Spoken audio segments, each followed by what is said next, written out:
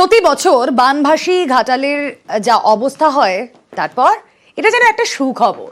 রাজ্যের টাকাতেই শুরু হচ্ছে ঘাটাল মাস্টার প্ল্যানের কাজ।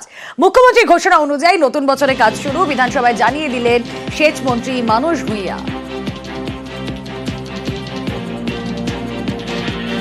ঘাটাল মাস্টার প্ল্যান আরো যে 1250 কোটি টাকা লাগবে, আমি অলরেডি ইতিমধ্যেই বলেছি।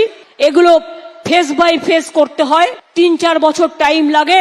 কিন্তু দেব যখন আমার কাছে আবদার করেছে, দিদি ভাইকে তো ফেরাতে পারে না, তাই কেন্দ্রের ওপর আর আমরা বসে না থেকে কবে দিল্লি দেবে, তারপরে হবে, কবে কোকিল ডাকবে, তবে বসন্তকাল আসবে, তা চিন্তা না করে আমি ইনস্ট্রাকশন দিচ্ছি পরিকল্পনা তৈরি করে এটা যাতে আমরা 3-4 বছরের মধ্যে আমরা করে ফেলতে পারি। তার জন্য Dev, now you are the champion of the Ghatal master plan. সুতরাং তোমার আবদার আমি কিন্তু রেখেছি। কথা বলবো, সুকান্ত চক্রবর্তী প্রতিনিধি রয়েছেন আমাদের সঙ্গে। সুকান্ত, আমি নিজে গিয়ে এবার ঘাটালে দেখেছি যেখানে একেবারে গলা অব্দি জল কোথাও কোথাও। ঘাটাল মাস্টার প্ল্যানের দাবি প্রত্যেক মানুষ তারা করছিলেন, তাদের মুখে আজকের এই খবর কতটা চওড়া হাসি ফোটালো?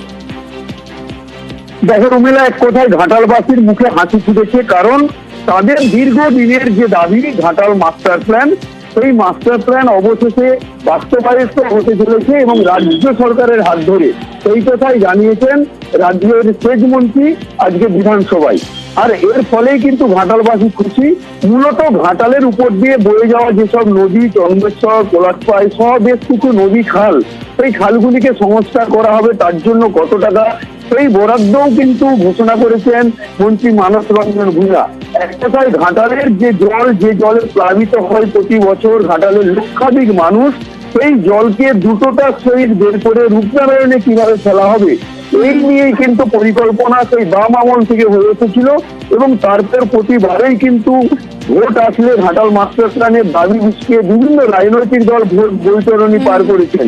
কিন্তু 2024 বিধানসভা লোকসভা ভোটের আগেই মমতা বন্দ্যোপাধ্যায় ঘোষণা করেছিলেন সেচ মন্ত্রী মানস ভুঁইয়া, একবার শুনিন। ঘাটাল মাস্টার প্ল্যান হবে হবে হবে।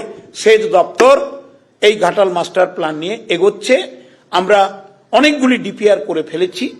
জমি অধিগ্রহণের প্রাথমিক পর্যায়ে সার্ভে কমপ্লিট হয়ে গেছে।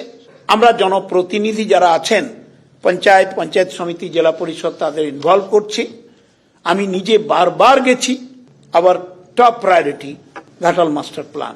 যতই বঞ্চনা করুক কেন্দ্রীয় সরকার, মমতা ব্যানার্জিকে দাবাইয়া রাখতে পারবে না।